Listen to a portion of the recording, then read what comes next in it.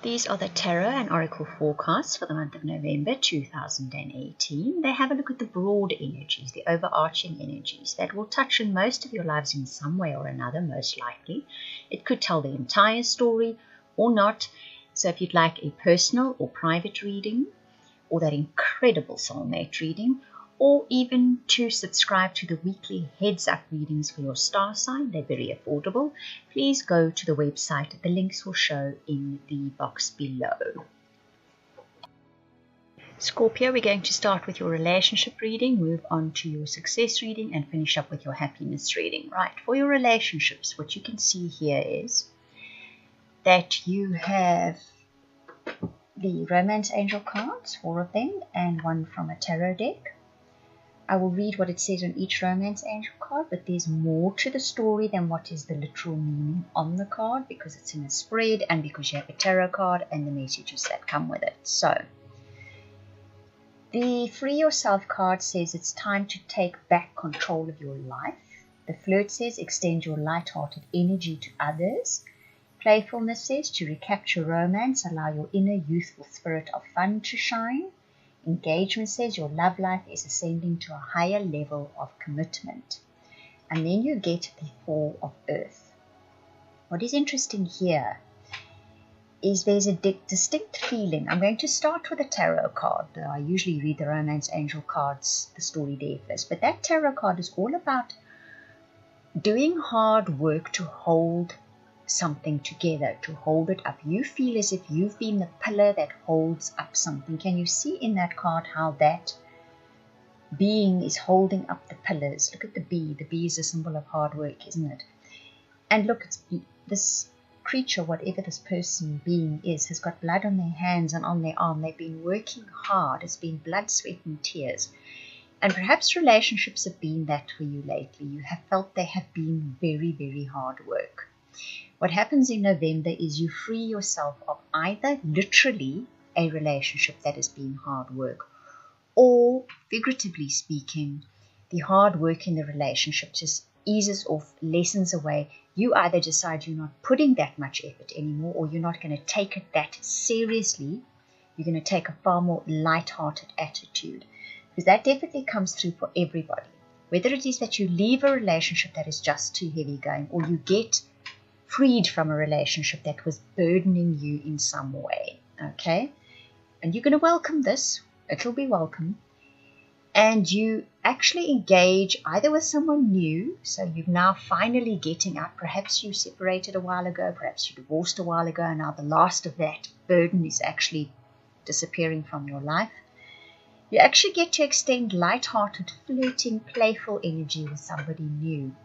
And this someone new has the potential to become a very, very committed, really good relationship in the future. Right now, though, it's still in its very early stages and it's just fun, and you need fun in your life.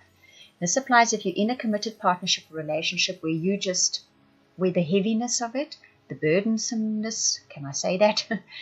Whatever's been weighing you down about it actually gets taken away, gets removed, or you change the way you think. And a more light-hearted attitude comes into the relationship and can actually reach a new level because of this. So it's a very nice relationship reading for November, Scorpio. Now, if we look at your success cards for the month of November, from the one tarot deck, you get the 3 of Water. From the other tarot deck, you get the Ace of Water, the 10 of Air, and the 8 of Earth.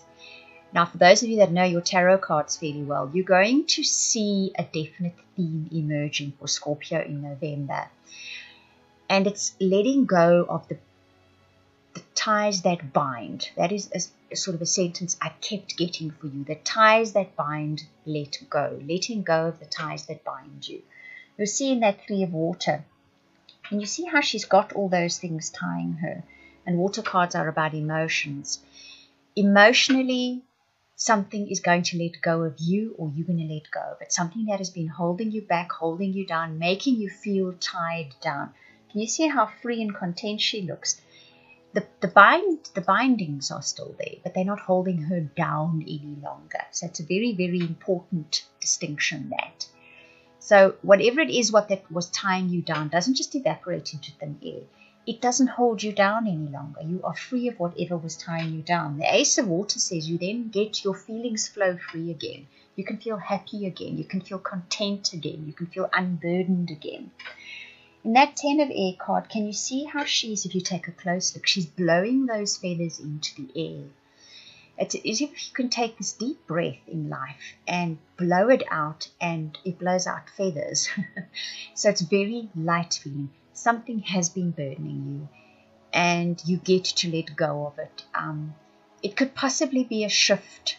Air cards are about thinking. It could be a shift, a big shift in attitude for you. I have a feeling, though, it is because of a practical thing, because of an earthly matter, a practical matter that gets resolved, it changes, it shifts, and in so doing your mind can shift again to much lighter things. It's not so burdened anymore. And that 8 of Earth says it has been about in a certain way. You've been doing kind of a cycle that is your next stage in your apprenticeship. But now you're going to move on to a new level. So you've learned, you've experienced, you've grown, you've evolved. Now you're going to move on to a new level. So it was kind of like passing exams, and you did well. You're moving up to the next level now. So that's a very nice reading. Remember, this can apply to any area of your life. We've looked at your relationships. I'm inclined to say this is more life in general. It could be your career. It could be life in general. It can be your family life. It can be your goals. But to me, it feels like your whole life. It's just everything was burdening you. You had a lot of burden to carry, a lot to tie you down and hold you down. November comes and you're released from those ties that bind you. Now, if we have a look at your happiness cards, and these come courtesy of the tea leaf fortune telling deck, they're the fated elements that come into your life. In other words, this is what occurs to you, happens to you. How you react and respond is what creates your destiny most of the time. And then your white line leadership card is the crossroads. So you do reach a crossroads in November. There is something takes a turn, something takes a different direction. In a way, the crossroads cards is usually about having to reach a decision. This feels much more, and it's a distinct message and feeling I get about you have now walked all the way to that crossroads and you cross across it. There's not actually a decision to be made here. It's almost as if what is occurring, it was approaching that all along. You know what I mean? You don't have to try and make it a difficult decision. It's not about that. The crossroads is you step across that crossroad and life changes after that. You get the ink pot, which is their problems to be resolved. You get the teapot, which is deep friendship with someone of the same sex. You get the caterpillar. Things will not always be this way. A change is coming. Gong, an exciting event. Heart, love, deep affection and caring. Cup, you should accept valid criticism. Wind chimes, peace and harmony. So the beginning of November does see a little bit of a bump in the road. There are problems to be resolved. Someone that is a good friend will play a part in helping you navigate through this and give you a sense of comfort as well. And things are going to change very quickly. That's what the caterpillar card says. It's not going to stay like this, because then an exciting event comes, and it comes courtesy of a heart matter. This is either somebody new that comes into your life whom you strike up a deep bond with, or because of exciting events in your life, your relationship can sort of recover from what has been going on.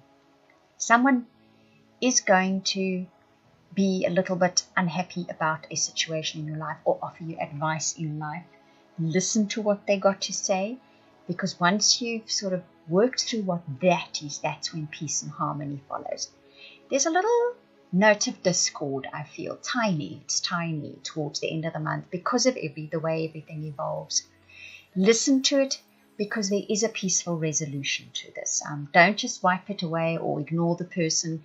By listening to them, merely listening to them, I think you can quickly resolve whatever this is going to be.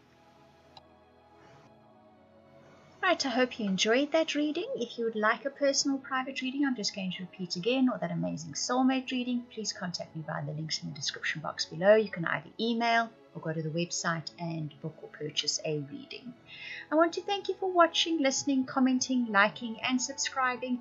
And also to those of you that are sharing my videos, a very, very special thank you. I truly appreciate it.